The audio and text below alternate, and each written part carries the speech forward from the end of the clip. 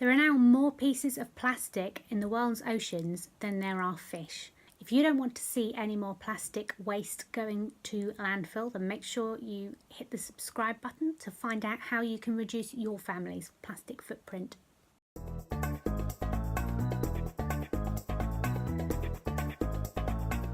In today's video, we're going to be doing a Q&A session on how we found going zero waste, which is no plastic household waste to landfill.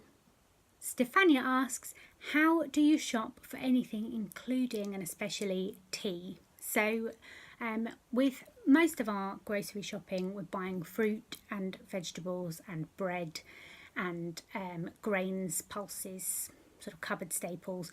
We're not buying a lot of processed foods, and the processed foods that we are buying are ideally things that come in glass jars or bottles or paper packaging.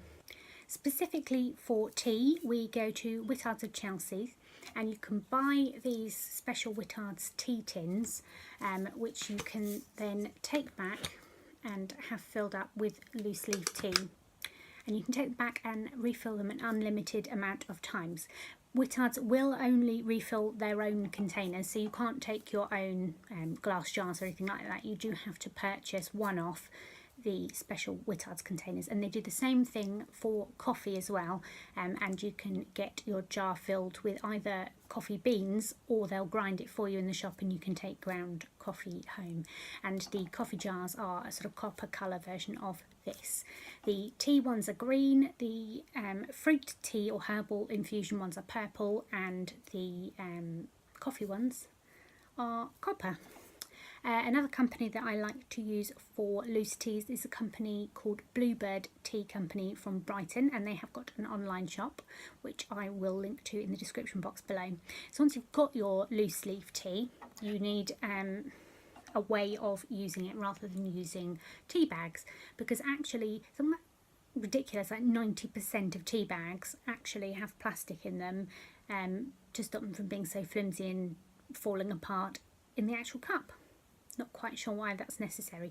We do actually compost tea bags here anyway, but apparently they will still be adding thin and small fragments of plastic into the soil when composting them, so it's not ideal. So we're moving away from tea bags. So this is a very simple tea strainer that you just fill the top bit with loose leaf tea and stir it in your mug of tea.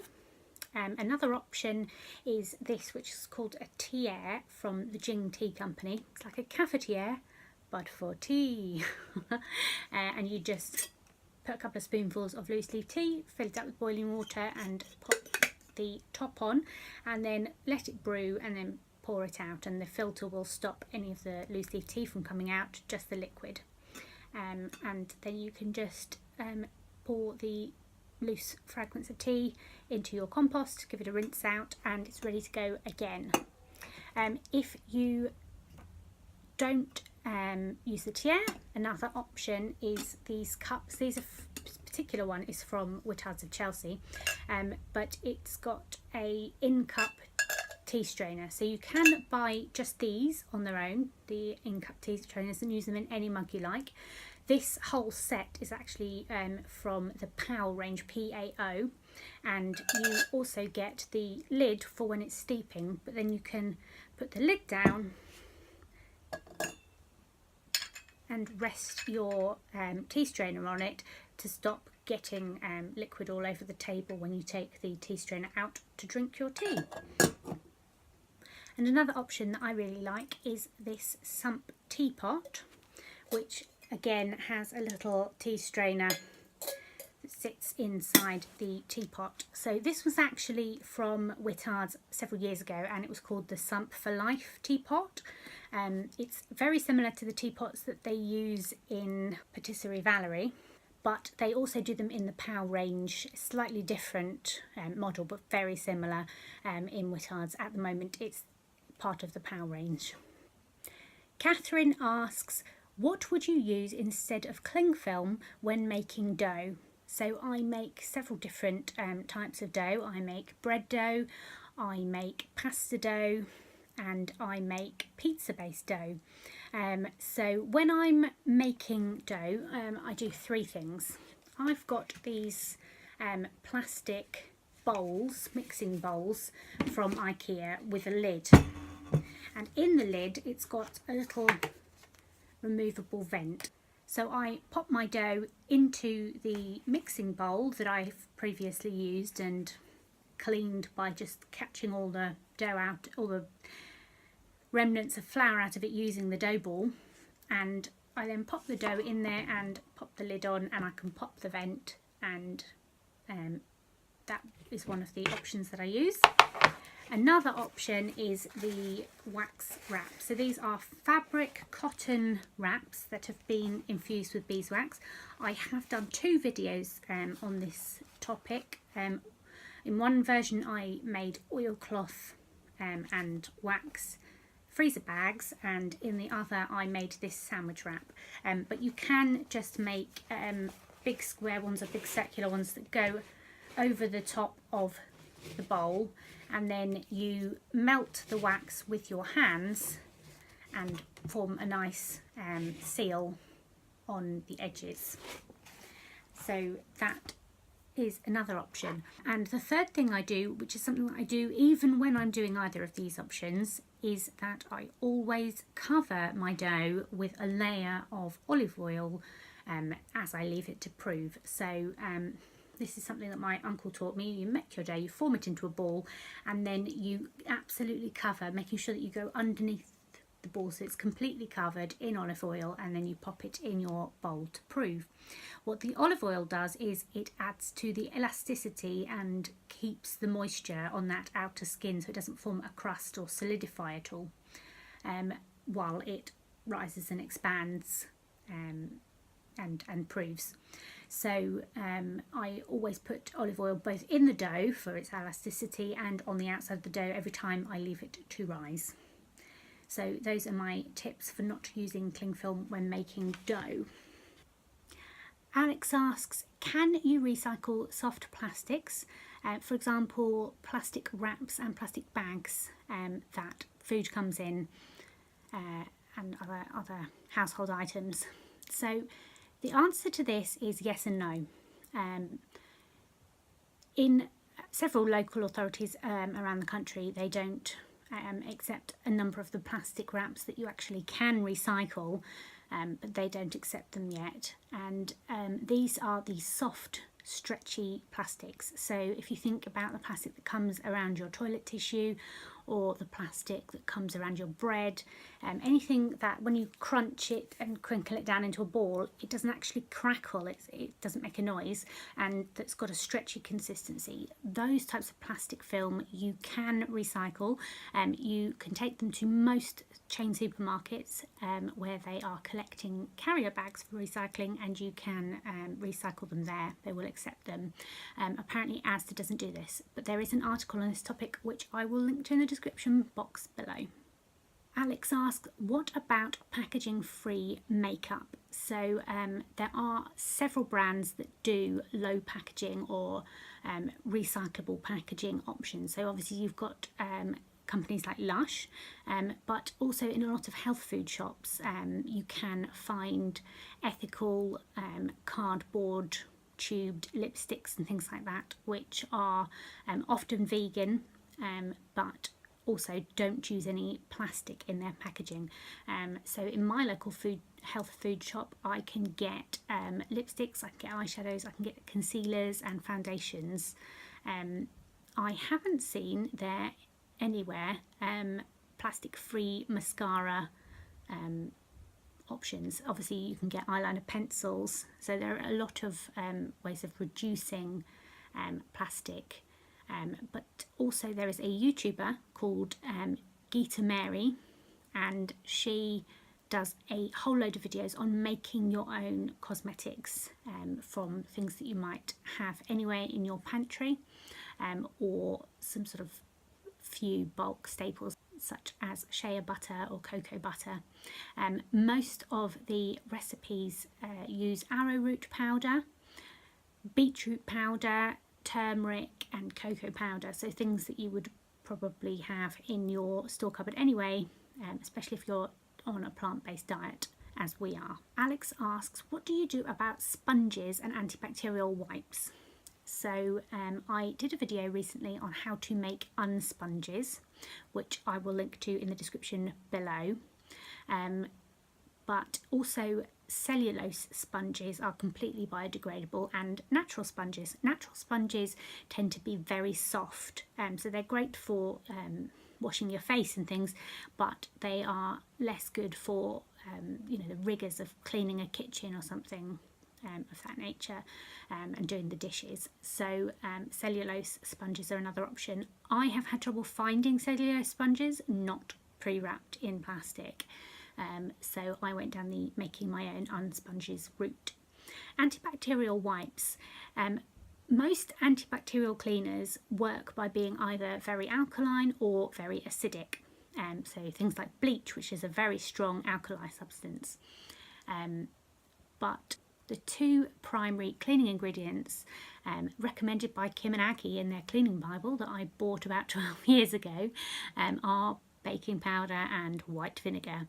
And baking powder has a strong alkaline pH, and vinegar has a strong acidic pH. So both of those give different options for killing bacteria through being too acidic or too alkaline for them. And in Kim and Aggie's cleaning Bible, they give a whole load of different recipes of how to combine those two ingredients and hot water to make glass cleaning fluid, to make carpet cleaner, to make toilet cleaner, to make kitchen surface cleaner, anything you can think of. Kim and Aggie cover in their book, and almost all of those recipes are baking soda and white vinegar. So that is what I would recommend for that. So Alex asks, what about junk mail, especially charity bags? So this is something that I haven't actually done, but I probably should. So there are three things really that you can do. The first thing is to get a sticker that goes on your door that says that you don't accept junk mail or unsolicited items. The second thing is to write to the charity or the companies that are sending you these things, and include their items and post them back to them, but also say that you don't want to be on any list, you want to be taken off.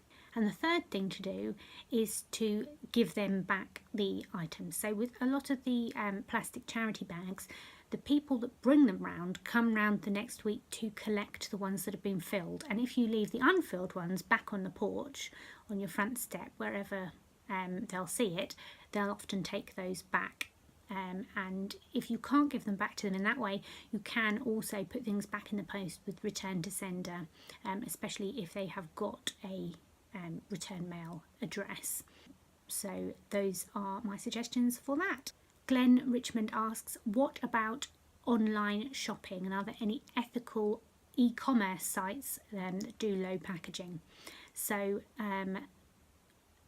the answer to this is essentially yes and no.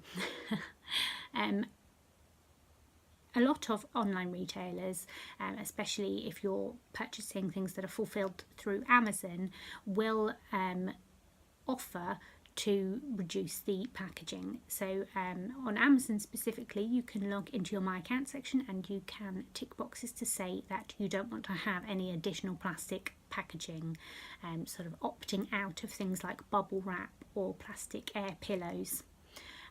The other thing that you can do is when you make a purchase, you often get the chance to leave a message for the seller, whether that's through eBay or Amazon, or if you're actually making a purchase through a private e-commerce site, you can often leave some sort of message with your order, and that's another time to say, please don't send me any additional plastic, just the bare minimum we can get away with whatever it is that you're getting. The other thing that you can do with these places is to ring up customer services and get a note made against your account that you would like not to receive any additional plastic packaging, so that when they're fulfilling your orders in the warehouse, they know that you're one of those customers that doesn't want additional plastic. You can also give feedback on Amazon after you've received an order on the packaging specifically, and they ask, you know, was there too much packaging, was there too little packaging, and you can give a lot of feedback about what it is that you would like them to do about packaging in the future. Another problem with online shopping is that a lot of stuff is already packaged in plastic before it makes it to the merchant that you're buying it from. So a lot of stuff comes shipped over from China to a UK seller who then distributes it locally. And that means that often things are sort of Russian doll wrapped. So it's wrapped originally, and then the Chinese merchant takes the wrapped item and wraps it in some plastic postage bag or something, sends it across to the UK, who then take it in its plastic postage bag and put it in another plastic postage bag and send it out to you. So you can end up with sort of 3 or 4 layers of plastic with things that you buy online, which isn't ideal. I also had a situation where I bought some fractionated coconut oil in a glass bottle, and when it arrived, instead of being a 100 milliliter glass bottle, it was 2 50 milliliter plastic bottles, which was not ideal, not what I'd ordered. So it's a bit hit and miss with online shopping, and you kind of have to roll with the punches. Decide whether or not it is a higher priority to get the lowest possible price, or to make the lowest plastic footprint with your purchase. Glenn also says that he sent a lot of used squash balls to a crafter who made them into a weighted sensory blanket for autistic children. And do I know of any other sports equipment that can be recycled? So yes, there are several different projects that take recycled sports goods, whether they're going to refurb them or whatever to use them as sports goods, or if they are going to turn them into something completely different. So I will link some of those projects in the description box below. And Glenn Richmond says, I heard that you can use coffee grinds as fertiliser. Is there any other household waste that can be repurposed? The answer to this is yes, there's lots of household waste that can be repurposed. So when we are shopping, anything that we buy that comes in a paper bag, we will reuse that paper bag. Anything that we get, however, through online shopping, or that we're given, or that we have to get, that comes in a plastic resealable Ziploc bag, we keep the plastic resealable Ziploc bags and we wash them out and reuse them and reuse them. And we have got a bucket in the kitchen that contains paper and plastic bags that we are constantly cycling through and reusing. Another thing that we do is we buy a lot of stuff in glass jars or glass bottles. And we are reusing those. So I've been making cordials and jams and things, and I use glassware that we already had from some other product that we've kept, washed out and reused. We also use them for freezing things in the freezer. So there is a couple of things to watch out for. If you get a glass jar that's got shoulders like this one, then if you freeze things in it, it's fine, it will freeze fine, but when you get it out, you'll have to defrost it completely in order to tip it out and for it to get past these shoulders. Whereas if you get glass jars that are straight up, straight down like this, without those shoulders, you can freeze them, and when you get them out, you can just run them under the hot tap to get a slight layer on the outside to defrost enough for it to just slip out. So for freezing, things without shoulders are easier, but you can use either. Another thing about using glass jars is that they don't have any sort of stretch or give in them. So if you're freezing things in them, you need to leave about 1 inch at the top of the jar of air and not put the lid on. Pop your item in the freezer and give it an hour or so to freeze, and then put the lid on afterwards, because obviously the frozen water will expand and you don't want it to shatter the glass jar in the freezer. Glass jars can also be taken out and put straight into the oven or into the microwave, provided that they don't have any metal fixtures. So kiln the jars like this that have got the whole sort of metal apparatus, obviously you can't put that in the microwave, and you wouldn't want to probably put the rubber seals and things in the oven unless you know that they're okay to that temperature. Which a lot of silicons and natural rubbers and things are okay with being put at high temperatures, but if it's natural rubber, I think there is probably a limit on that before it starts to get dry and crack, as you see on old rubber water bottles, hot water bottles and things like that. Another thing that we repurpose is that we take the plastic fruit nets and turn them into scourers on our unsponges for the kitchen. I also take the little bits of ribbon that you get in clothing on the shoulders. I always cut those out of clothes and use them for crafting and for gift wrapping and things like that. We also can recycle most of our kitchen waste. So the things that you can't compost at home are meats, things that are full of fats, things like cheese. You can't recycle those easily in your own garden as compost. So those things most local authorities will collect as food waste in a separate food waste bin. We don't eat meat, so we don't have a lot of that food waste to deal with, and cheese always gets eaten, and now we're going vegan, so there's even less of that as a problem. Most of the food waste that we produce we can compost at home here. There are 3 different ways of composting really. There is vermicular composting or something like this. I can't remember the word, but which is basically composting with worms. So you get a worm farm and you let the worms eat their way through all of the lovely organic matter that you put in, and the worm castings, which is basically worm poop, is very, very nutrient dense and great to put in the ground as fertiliser for your plants.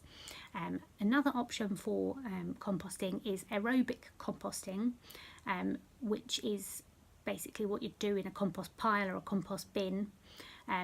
The big plastic ones that have a completely open bottom and little sort of drawbridge that you can pull up and get compost out from the bottom, and then a lid on top, which is one we've got one of those down the bottom of the garden. Those are good, but you don't really get to aerate the compost as easily, and my sister's boyfriend did tell me that you can get rats come up through the bottom because it's obviously it's open at ground level, so you want to be careful with what you're throwing away down at the bottom of the garden, that animals and things might want to get at for munchies. The other type of composting is you can make composting piles and you can turn them with a garden fork, and that's great for aerating and allowing the oxygen to get in for the aerobic composting. The other type of composting is anaerobic composting, and you don't want to do this at home. It's the kind of composting that makes really nasty, smelly slime. Anaerobic composting is what happens in landfill and produces lots of methane gas, and it's really stinky and horrible and gooey and not nice. So you want to make sure, if you are composting your own kitchen waste, to make sure that it is aerated composting or vermicular worm composting. Those are the 2 options that are good for composting at home. You can also reuse paper. So if you've got a shredder and you shred your old bills and whatever things that you haven't gone paperless on, that you are still getting through the letterbox, and any other sort of paper things, packaging and so on that you are finished with now, you can actually shred that paper down and make your own new paper. So I used to do this when I was a kid, and I had a little sort of kit with a frame with a very thin mesh on, and all sorts. I used to make all sorts of really nice writing papers and cards and all sorts of things out of it. I used to put pressed flowers in it. And there is a nice channel on YouTube called The Fairyland Cottage, and it is run by a lady called Neve, and she did a video very recently on how she makes paper at home, which I will link to in the description box below. You can also make things out of plastic crisp packets and things like that. There are several things if you go on Pinterest or on the web where people have made like prom dresses and things out of crisp packets, but they also make bags.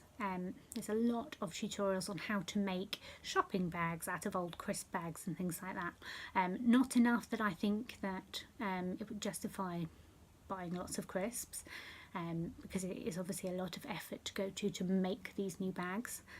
But yes, there are plenty of ways of repurposing other household waste.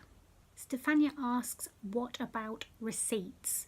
This is an interesting question, and I have never thought about it until this moment now, when I read this question. So I am currently not worrying about anything that is not plastic waste. We're not at that point yet in this zero waste journey.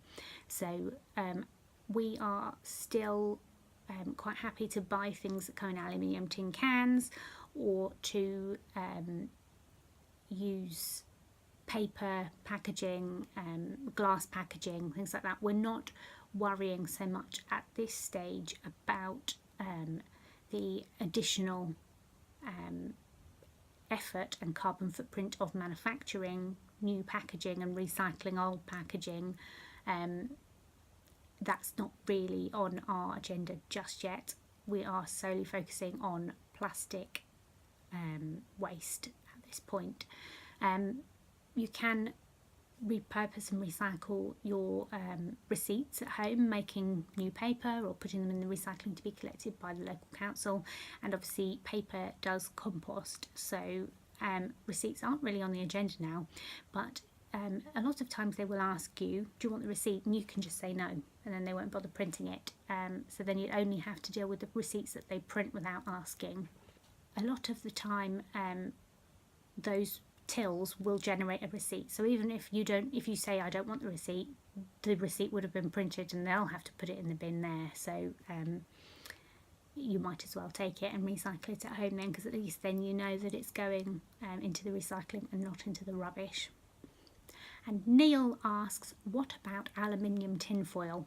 So this is a point that I've been thinking about lately, to do with aluminium tin foil and to do with parchment paper. Obviously cling film is a massive issue for me, even though cling film technically is a stretchy plastic film, so you could take it and recycle it at the supermarkets with the carrier bags.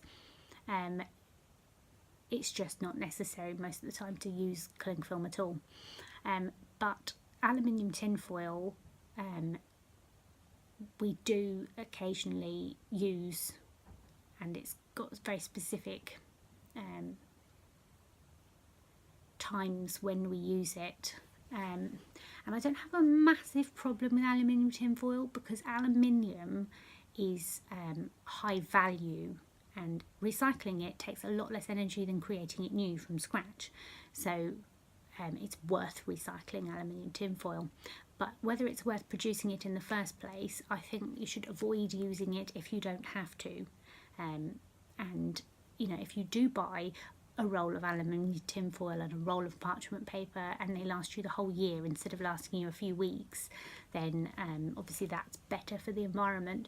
But I think there are a couple of times, like we found with the kitchen paper, the kitchen towels. We made paper untowels, we made fabric paper towels for the kitchen, but we did keep a roll of kitchen paper towels over, because there are certain situations, like when the dog's been sick, that we don't want to be having to wash that and put it through the washing machine. We just kind of want to get rid of that, especially when it's when the dog's been eating something he really shouldn't have.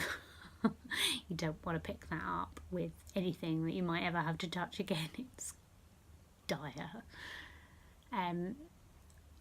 But yeah, I think that you know, not using it when you don't have to, but yes, still aluminium tin foil and parchment paper do have some situations where you really can't think of anything else to do, and those would be the good ones. So for example, when I was freezing the different frozen pizzas and I was layering them up, it's obviously a lot less effort to cut a piece of parchment paper, and parchment paper is easily recycled, than to get some new fabric and some beeswax and make fabric wraps to reuse, because you can reuse the parchment paper a number of times when all it's doing is holding apart layers in the freezer. So yeah, I think that's fine. Just try not to use it as often as you would have done. If you can get away with not using it, don't. Thanks for watching, guys. If you enjoyed this, please remember to hit the like button. If you've got any more questions about going plastic free, then please be sure to drop me a comment in the comments section below. Thanks for watching, guys. Bye.